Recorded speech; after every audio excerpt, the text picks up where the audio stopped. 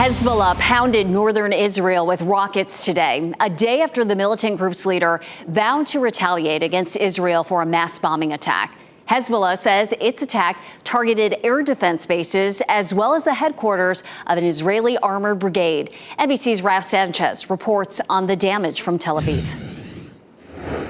The Israeli military continuing strikes across southern Lebanon for a second day. An Israeli security official telling NBC News that Israeli forces are attacking with artillery and airstrikes, but at this point, ground forces have not crossed the border, and they seem to be pursuing a broader set of aims than the sort of skirmishing tit-for-tat that we have seen over the last year. Israel says the goal is to degrade Hezbollah's capabilities all across southern Lebanon. They say that they took out around 100 rocket launching sites in those strikes yesterday. Hezbollah is firing back. The sirens are going off in northern Israel. We are seeing smoke rising in some areas there. And all of this deepening fears that we may be hurtling towards all-out war following those 2 days of explosions, first pagers and then walkie-talkies in Lebanon.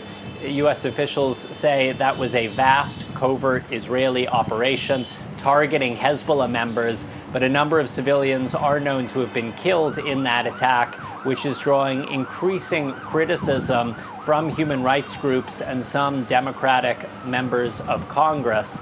At this point, the Israeli military has lifted restrictions on the civilian population in the north of the country.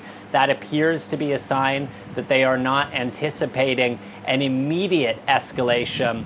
But there is a lot of concern on both sides of the border right now, especially after Hassan Nasrallah, the leader of the Iranian-backed militant group Hezbollah, said that Israel's operation with the pagers and walkie-talkies crossed all red lines and could be considered a declaration of war.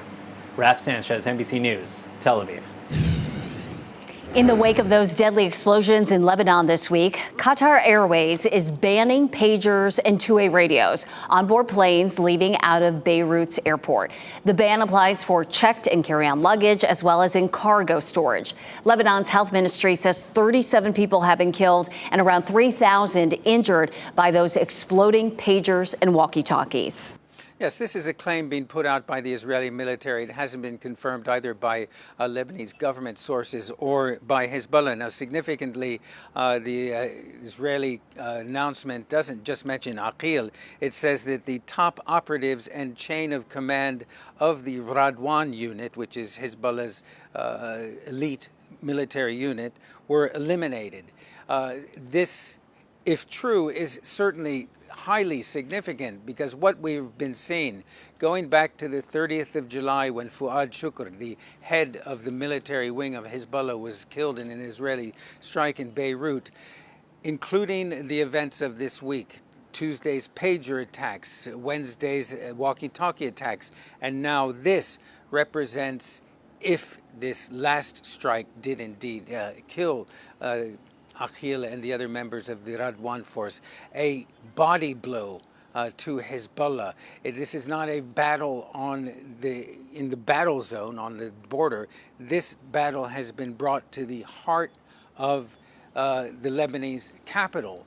And it's going to be very difficult for Hezbollah, with its communications systems interfered with compromised by Israel, with its top military leadership taken out by Israel. It's very hard to imagine how it can carry on its current military operations and function as it did in the past. Until now, those operations, Hezbollah's attacks on Israel, have been limited to the border area. Now this war, and I think it's fair to say we're very close to a full-out war between Hezbollah and Israel, has spread far beyond that area. Now, at this point, we know that according to the Ministry of Health here in Lebanon, that 9 people have been killed. So this is the preliminary figures, have been killed in this strike, 59 injured, 8 of them in critical condition. And This happened when, according to the official news agency here, an Israeli F-35 warplane fired 2 missiles on buildings in the Jamusa neighborhood in southern Beirut, flattening those buildings. Now, we understand that there are rescue crews on the scene frantically digging through the rubble, trying to find any survivors. Earlier today, we heard dozens of ambulances rushing to the scene, and the CNN crew there described a scene of absolute pandemonium and chaos as people, the injured and the dead, were being taken away, as ambulances rushed to the scene, as these rescue crews dug through the rubble. Hezbollah, of course, was already in a state of crisis yesterday when Hassan Nasrallah, the Secretary General of the group, made his speech vowing revenge, saying that Israel had crossed all red lines. Now Israel has yet again struck in the heart of Beirut, the 3rd time so far this year. And if, of course, the Israeli claims are correct, Israel has dealt a body blow to Hezbollah.